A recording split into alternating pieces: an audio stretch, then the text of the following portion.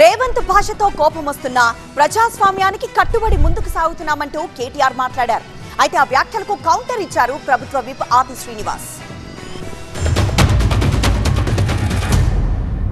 ఇవాళ రేపు ఎట్లయిపోయిందంటే నిజంగా బాధ అనిపిస్తుంది. నాకు తిట్టాలని లేదు, కానీ బాధ అనిపిస్తుంది. ఇప్పుడు మా లీడరు అన్నది పక్కకు పెట్టు, తెలంగాణ తెచ్చిన నాయకుడు అన్నది పక్కకు పెట్టు, 2 సార్లు ప్రజలు గెలిపించిన ముఖ్యమంత్రి అనేది కూడా పక్కకు పెట్టు. మా నాయన కదా, మా నాయన తిడితే కొడుకుకు రేషం రాదా? ఇక్కడ దాకుంది కోపం, ఇక్కడ దాకుంది. దొరికితే ఎడమకాలు చెప్పు తీసుకొట్టాలని ఉంది. కానీ ఏం చేయాలి? ప్రజాస్వామ్యం. ఎకతక్క మాట్లాడితే మళ్ళీ ఏమంటారు? అగో వీనికి బాగా ఇంకా వీనికి అహంకారం ఉంది రాబోయ్ అంటారు. అహంకారం నాదా ఆయనదా?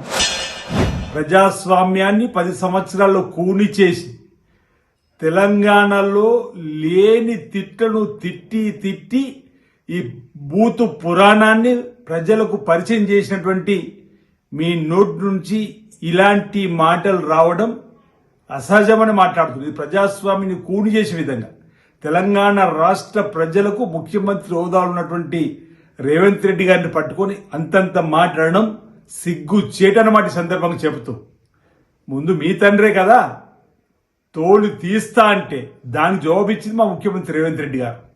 తోలు తీస్తా అని మీ నాన్నగారు అనొచ్చా అంటున్నా, దానికి ముందు సమానం చెప్పు.